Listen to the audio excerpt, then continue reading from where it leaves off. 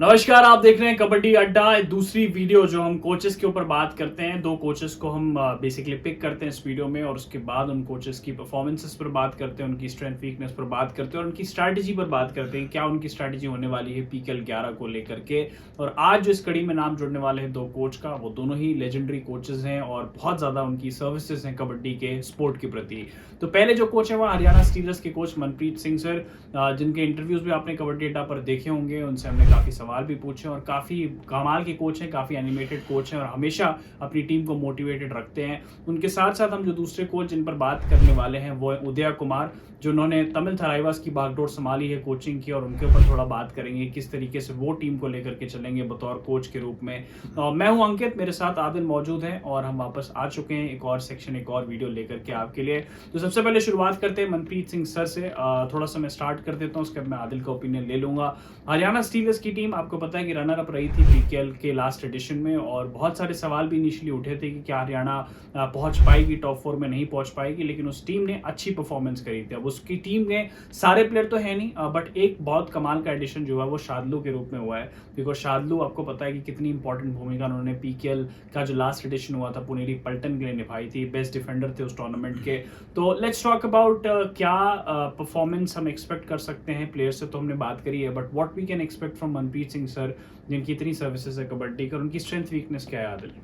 सबसे पहले तो मनप्रीत की अगर बात करें तो सबसे बड़ी बात है उनका मोटिवेशन। वो कैसे अपने प्लेयर को इतना मोटिवेट करते हैं कि किसी भी प्लेयर से किसी भी तरह का अच्छा परफॉर्मेंस निकलवा लेते हैं। पिछले सीजन जब टीम खरीदी गई थी ऑक्शन के बाद, जब एनालिसिस हुआ था, तो बहुत सारे लोगों ने, बहुत सारे एक्सपर्ट्स ने भी ऐसा कहा था कि जो हरियाणा की टीम है वो थोड़ी नीचे नजर आएगी, प्लेऑफ क्वालिफाई नहीं करेगी, ऐसा उम्मीद था बहुत सारे लोगों को। लेकिन सबको डिफाई करते हुए वो टीम न सिर्फ प्लेऑफ के लिए क्वालिफाई करी बल्कि फाइनल में भी पहुंची।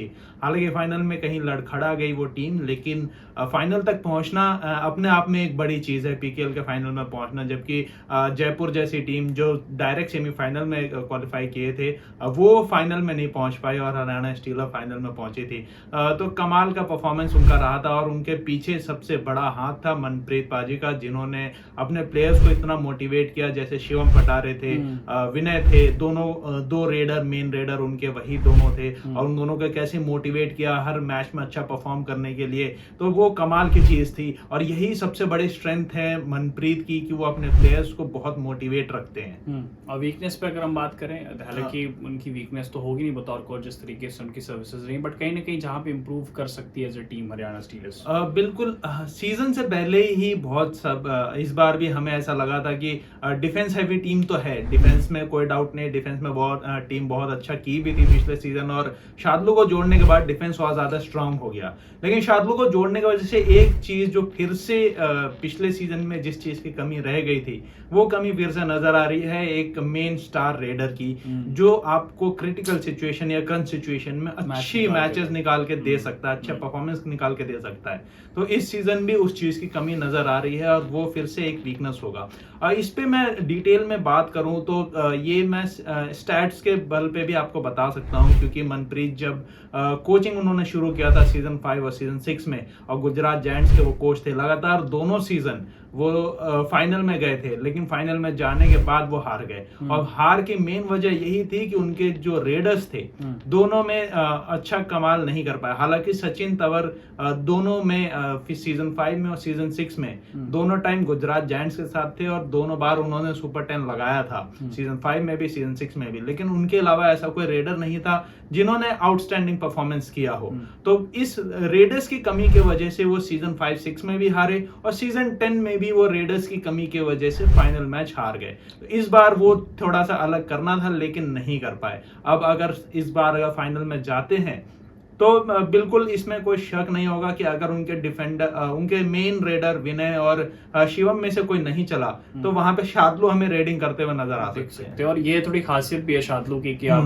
दोनों तरफ से उनका यूज कर सकते हो। तो ऑलराउंडर ही आप उनको कहो तो उसमें कोई डाउट नहीं है। जैसे हमने इंडिया ईरान का इंटरनेशनल मैच भी देखा था जहां पर डेफिनेटली जहां पे उन्होंने रेड्स भी करी थी और बतौर डिफेंडर वो खेलते हैं। सिर्फ रेड नहीं करे थे बल्कि सुपर 10 पे लगाया था, तो ऑब्वियसली बात है बतौर ऑलराउंडर उनकी अच्छी सर्विसेज हैं। तो डेफिनेटली हम एक्सपेक्ट कर सकते हैं कि शार्दुल रेड करने जाएंगे और मुझे लगता है यही सोच करके हरियाणा स्टीलर्स ने उनको बाई भी किया होगा। आदिल, थोड़ा बात करते हैं प्लेइंग 7 की, आपके हिसाब से क्या होनी चाहिए और थोड़ा कुछ और एडिशन जो आप करना चाहो मनप्रीत सर के बारे में और हरियाणा स्टीलर्स के बारे में। सबसे पहले प्लेइंग 7 की अगर मैं बात करूं तो लेफ्ट कॉर्नर कोई डाउट नहीं है, इसमें मोहम्मद रजा शादलू ही रहने वाले हैं और राइट कॉर्नर राहुल सेठपाल रहने वाले हैं। और कवर्स की बात करें तो लेफ्ट कवर पे डेफिनेटली जयदीप दहिया रहने वाले हैं और हो सकता है वो टीम के कप्तान भी हो। और राइट कवर पर संजय नजर आ सकते हैं जो पिछले सीजन पटना पायरेट्स की तरफ से खेले थे। तो ये 4 टीम के डिफेंडर होंगे और रेडर्स जो होंगे 3 रेडर्स वो होंगे विशाल, शिवम पटारे और विनय तेवतिया। ये 3 मेन रेडर रहने वाले हैं जिसमें विनय और शिवम मेन रेडर रहेंगे और सपोर्टिंग रेडर के रोल में नजर आएंगे विशाल नजर आएंगे सपोर्टिंग रेडर के रोल में, जैसे आदिल ने डिफाइन किया इस वक्त हरियाणा स्टीलर्स की टीम को। और हरियाणा स्टीलर्स पे अगर आप कुछ और ऐड ऑन करना चाहें आदिल, या फिर हम आगे चल के कभी बात कर लेंगे हरियाणा। बिल्कुल, एक चीज मैं और ऐड जरूर करना चाहूंगा कि जो पिछले सीजन या उससे पहले भी जब मनप्रीत पाजी सीजन 5 और सीजन 6 में कोच रहे थे तो रेडर्स की कमी उनमें नजर आई थी। इस बार भी वही चीज फिर से नजर आई है। ऑक्शन के दौरान फैंस को बहुत उम्मीद थी कि वो पवन सहरावत के पीछे जा सकते हैं क्योंकि पर्स अमाउंट काफी था उनके पास और पवन को वो खरीद सकते थे, लेकिन नहीं गए उनके पीछे और उनके शुरू में ही वो पहले ही सबसे पहला जो बिड निकला था मोहम्मद रजा शादलू का निकला था, उन्हीं पे उन्होंने बैंक आउट कर दिया था। तो इससे फैन काफी निराश हुए थे कि उन्होंने एक भी अच्छा रेडर नहीं खरीदा। हालांकि इसमें मैं यही ऐड करना चाहूंगा कि जो उनके एग्जिस्टिंग रेडर है उन पे भरोसा जिताया है, जो बहुत अच्छी चीज है। और मनप्रीत जो है वो हमेशा प्लेयर को मोटिवेट करते रहते हैं, तो इस बार विनय और शिवम से बहुत अच्छी परफॉर्मेंस की उम्मीद है। बिल्कुल। Now let's move to Tamil Thalaivas और कोच उदय कुमार की बात करेंगे, उसके बाद सचिन तंवर की बात करेंगे, नरेंद्र कंडोला भी इस टीम में उनकी बात करेंगे। लास्ट टाइम भी नरेंद्र कंडोला के कंधों पर बड़ा बोझ था, इस बार तंवर के आने से डेफिनेटली चीजें थोड़ी हल्की हुई होंगी। आई थिंक विशाल भी इनकी टीम में है, तमिल थलाइवास की टीम में। तो चलिए एक एक करके बात करते हैं, but let's talk about the coach Uday Kumar. कैसे देखते हैं आप धर्मराज चेरलाथन, इनके असिस्टेंट कोच हैं लोकल तमिल का, उनका एक तरीके से लेजेंड है बेसिकली कबड्डी का, लेजेंड भी है वो एक तरह से कबड्डी में। और इनॉग्रल सीजन में कुछ अगर आप देखते हो तो धर्मराज सर का नाम वहां पर आता है। Let's talk about Uday Kumar as a coach, strength और वीकनेस क्या देखते हो आप और क्या बदलाव आएगा उनकी वजह से? सबसे पहले तो उदय कुमार की बात करें तो सीजन 9 में भी वो तमिल थलाइवास से जुड़े थे, लेकिन मिड सीजन उन्होंने छोड़ दिया था क्योंकि किसी पर्सनल रीजंस की वजह से वो कंटिन्यू नहीं कर पाया। उसके बाद फिर वो अब दोबारा कोचिंग सेटअप में वापसी कर रहे हैं। तो बहुत ज्यादा कोचिंग एक्सपीरियंस है नहीं और पीकेएल का भी बहुत ज्यादा एक्सपीरियंस नहीं है उनके पास। तो इस बार देखना होगा कि कैसा कोचिंग क्या ट्रेनिंग या क्या स्ट्रेटेजी के साथ वो उतरते हैं। लेकिन खास बात ये है कि अभी तक बहुत ज्यादा कोचिंग एक्सपीरियंस नहीं है, लेकिन फिर भी उनका ऑक्शन काफी अच्छा गया। उन्होंने सचिन तंवर को खरीदा है जो बहुत सबसे महंगे खिलाड़ी भी है इस सीजन के। और सचिन तंवर डेफिनेटली एक ऐसे खिलाड़ी हैं जो डू और डाई सिचुएशन में बहुत अच्छा कर सकते हैं और जितने भी प्रेशर सिचुएशन है। इससे पहले हम मनप्रीत की बात कर रहे थे तो उस टाइम भी मैंने बताया कि सीजन 5 और सीजन 6 के फाइनल में सचिन ने सुपर 10 लगाया था और फाइनल में सुपर 10 लगाना अपने आप में एक बड़ी बात है जो सचिन की काबिलियत को दर्शाता है। और यही चीज दर्शाता है कि उदय कुमार ने उनको फिक्स कर रखा था, उनके ऊपर टारगेट ले रखा था कि मेरे को सचिन ही चाहिए और उनके पीछे वो पूरा बैंक आउट गए थे। तो ये दर्शाता है कि उदय कुमार कितने स्ट्रेटेजिक माइंडसेट है उनका, कितना अच्छा माइंडसेट है कि जिसको टारगेट किया है उनको खरीदेंगे। बिल्कुल। लेट्स टॉक अबाउट द कहां पे इंप्रूव कर सकती है as a team as a coach और क्या इंप्रूवमेंट दिखता है आपको इस टीम के साथ? सबसे पहले इंप्रूवमेंट की अगर हम बात करें तो जो थर्ड रेडर की जो जगह है वहां पे थोड़ा सा कंफ्यूजन वाला चीज है। तो वहां पे अगर इंप्रूव कर जाए ये टीम तो इस बार डेफिनेटली फाइनल तक खेलते हुए नजर आ जाएगी क्योंकि सचिन तंवर हैं एक तरफ से, नरेंद्र कंडोला हैं, फिर अगर डिफेंस की बात करें तो सागर राठी है, साहिल गुलिया हैं, फिर कवर्स में भी काफी अच्छे खिलाड़ी हैं इनके पास पहले से मौजूद। तो कोई डाउट नहीं ये टीम बहुत ज्यादा स्ट्रांग नजर आ रही है। तो यही ऐड करूंगा कि जो थर्ड रेडर की पोजीशन है जो सचिन और नरेंद्र के बाद अगर कोई इसमें इंप्रूवमेंट की जरूरत है। Let's talk about the playing 7। क्या होने वाली प्लेइंग 7 तमिल थलाइवास की, क्या दिखती है आपको? जितने भी कॉम्बिनेशंस है, जो भी खिलाड़ी इनके पास मौजूद हैं, क्या दिखता है प्लेइंग 7 में? प्लेइंग 7 की बात करें तो तमिल थलाइवास के पास पहले से सागर राठी मौजूद हैं जो राइट कॉर्नर डिफेंडर हैं। लेफ्ट कॉर्नर पे साहिल गुलिया हैं उनके पास। उसके बाद अगर कवर्स की बात करें तो अभिषेक हैं और साथ में मोहित हैं। तो कमाल का डिफेंस तो नजर आ रहा है। और रेडिंग की बात करें तो जैसे मैंने पहले बताया, सचिन तंवर हैं, नरेंद्र कंडोला हैं। नरेंद्र कंडोला के बारे में अगर हम बात करें तो सीजन 9 में जब उन्होंने डेब्यू किया था तो पवन सरावत इसी टीम में थे, लेकिन पवन सरावत पहले मैच में ही चोट के कारण बाहर हो जाते हैं और उसके बाद उनका शू फिल इन करते हैं नरेंद्र कंडोला और 200 से ज्यादा पॉइंट लगाते हैं सीजन 9 में। तो कमाल का परफॉर्मेंस उस डेब्यू सीजन में कमाल का परफॉर्मेंस रहा था। सीजन 10 में भी बहुत अच्छा उन्होंने खेला। सीजन 11 में भी ऐसी उम्मीद है कि वो बहुत अच्छा खेलेंगे, सचिन को अच्छे से सपोर्ट करेंगे।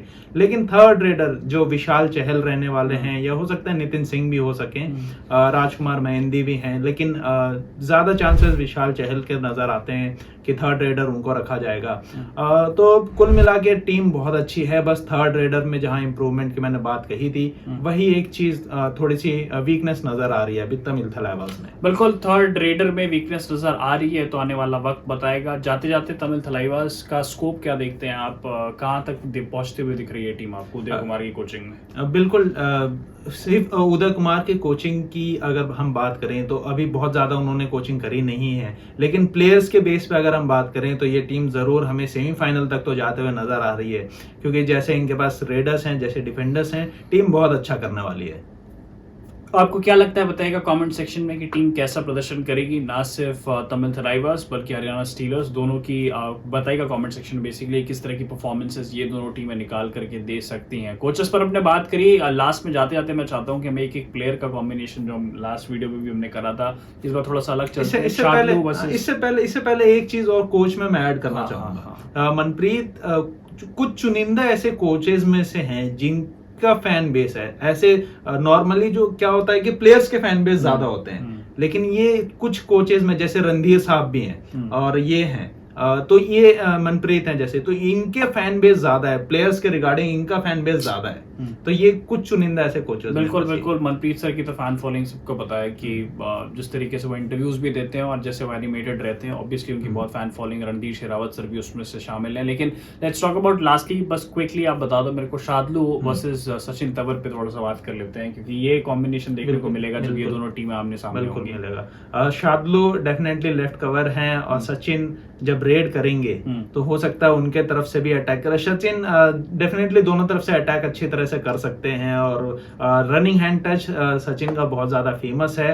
तो बिल्कुल ऐसा हो सकता है कि वो शार्दुल को कई बार वो आउट भी कर दें, और शार्दुल भी बहुत ज्यादा एग्रेसिव नजर आते हैं, तो हो सकता है वो भी सचिन को पकड़ लें। तो बहुत अच्छी बैटल ये वाली, हमें बहुत ज्यादा अच्छी बैटल दिखने वाली है। ये बहुत इंटरेस्टिंग बैटल दिखने वाली है, शार्दुल वर्सेस सचिन तंवर की। आपको क्या लगता है कि अगर ये दोनों आमने सामने आते हैं तो किसकी जीत होगी, किसकी हार होगी? बेसिकली अगर इंडिविजुअल परफॉर्मेंसेस की बात करें, चैनल को सब्सक्राइब करिए, अपना प्यार दीजिए। जल्दी मिलेंगे आपसे नेक्स्ट वीडियो में। Thank you for watching.